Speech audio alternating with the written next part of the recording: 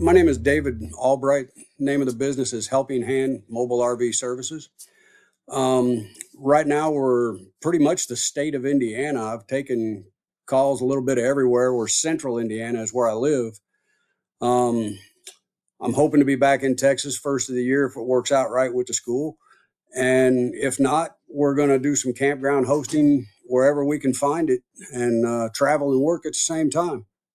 The first one was actually the first job I did after leaving the school. Um, was a gentleman that my wife knew from the town she used to live in. He does military rites for the VFW. They take an honor guard out to the funeral, to the cemetery, and they do the military rites, and then they come back. And he has a very old Class C. The house batteries were bad. The generator wasn't actually powering the house batteries because of corroded wiring. We got that fixed up for him. We rebuilt a battery box, and they had to take collections in order to do the work.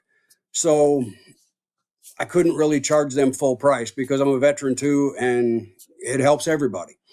So we did not charity work, but we did good work. And then he tells me that he bumped a tree limb in a cemetery the week before and wants to know if I can patch the roof. And like I said, this is a very old Class C on a Econoline chassis. And I climb up the ladder, and there's nothing I can do for the roof. The EPDM is just falling apart. It's so old, and he has raked everything off the roof except the air conditioner. And I told him, I could waste your money, and I can buy $2,000 worth of Eternabond tape, and I can tape this thing together, but it's not going to hold because what I'm taping to isn't good.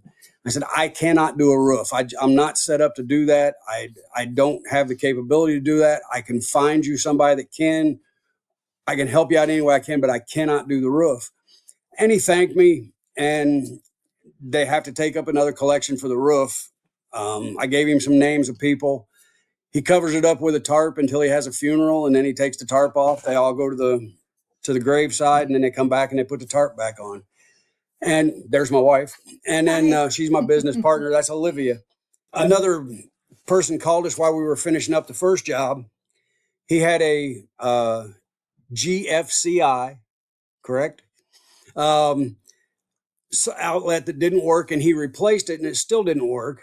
And he had a generator on the unit that wasn't putting out any power. And it was a fairly new Econoline Class C. So when we got done with the first call, we drove to his house, which was actually on the way home. And his GFCI outlet problem was he never pushed the reset button. He had tripped it, and he never pushed the reset button. And the new one, when he put it in, was tripped, and he never pushed that one. So all I do is push the button, and he was almost doing cartwheels that it worked. So then we look at his generator, and I just followed basic troubleshooting, and he had a broken terminal on the back of a circuit breaker on the generator. It took me 30 minutes to get to it. It took me 2 minutes to fix it and another 30 minutes to put it back together.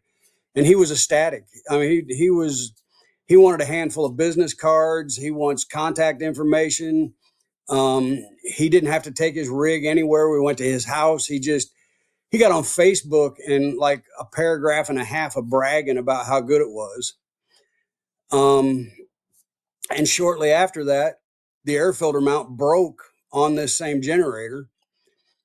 I found him one, and we go up to put it in. And by the book, it says you have to pull the generator out of the unit, pull the cover off, all that. I've been a truck mechanic for 48 years before I started doing this. I retired, and I managed to pull the carburetor down, slide the mount out the back, slide the new one in, put the carburetor back up in it. And because it had never been apart, a gasket tore. So we had to make a gasket. And he was even more impressed than he was the first time. And he wanted more business cards. He wants to advertise for us. He got back on Facebook again.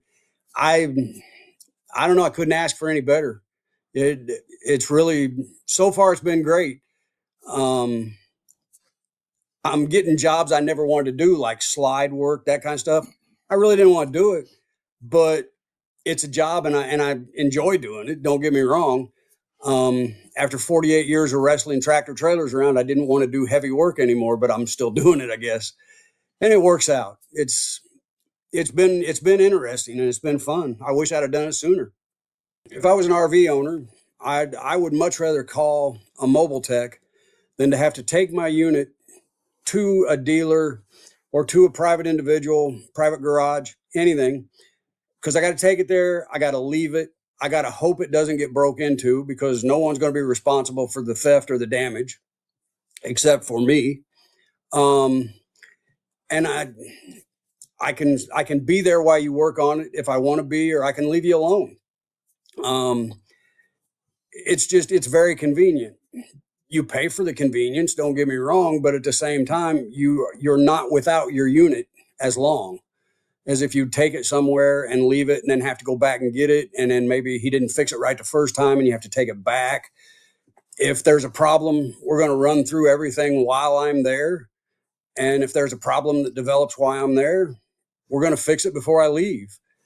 I give a warranty. If there's a problem with my workmanship, I'm going to come back and fix it. Sometimes you have to argue with dealers over that. Sometimes you have to argue with private individuals, private garages over that. I've been there. I had to have a roof put on mine because of hail damage. It's not right. I had to fix it while I was at the school. Um, I'm going to have to redo it myself someday. It's just not going to be right away. I paid a dealer to fix 2 bad spots before I came to the school, and I had to fix those again when I got home. So it's very convenient. It saves you time. In the long run, it actually saves you money. What I want to specialize in is general maintenance and repair. Um, Check your rig over before you put it away for the winter. Do the winterization. Springtime, de-winterize it. Do a safety check for you. Pack wheel bearings, brakes, if you need that kind of stuff. Repair lights, air conditioning, water heaters, the generators. I like the generators. Um, just all around general maintenance would be it. Yeah, really, the hardest job I've had to deal with is to turn someone down because I just couldn't do the work. The first guy with the roof, um, I wanted to do his job, I couldn't. Um, that's been, and I just had one a while back. The guy called me out because he said he had some problems with a slide. He wants to buy this fifth wheel, and we drive out, and it's an older fifth wheel, but it's in very good condition except for one of the 4 slides. Everything is rotted on it. The roof, 3 walls, and a floor, and that's more work than I can take on. It's not set up for it. We're not set up for that, and it's all outside. And if I was going to do something like that, I would want it inside a building, because that's going to take me a long time to do. Um, and I can't do it. But I helped him out on finding him resources to get all his parts. We actually drove up to northern Indiana and Michigan to wholesale houses and found him all the pricing and all the materials he would need, because he said he would take it on himself over the winter. And I would be happy to give him any kind of advice. It's just not a job I can do.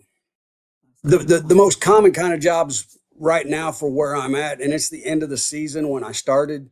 So it's been like the batteries, lots of slide seals, um, and really weird was the generator work. We've had a couple of winterizations. Um, I went out and did a winterization and a forever warranty inspection, um, which was kind of interesting because for an inspection for warranty, I didn't think it really checked all that much. I mean, it was less than one side of a page was all they wanted inspected. And I tried to be as thorough as I could be. And I might have done a few extra things that weren't on the list to check. And we actually found some problems on his rig from doing that. And I got another job coming up as soon as the parts come in off of that deal there. And the customer's very happy about that. So if you're in Indiana and you're having an issue with your RV, just anywhere in Indiana, give us a call. There's 2 phone numbers. It's or text. 765-891-1472 and 765-891-1491. And you can also email us at helpinghandmobilervservices@gmail.com.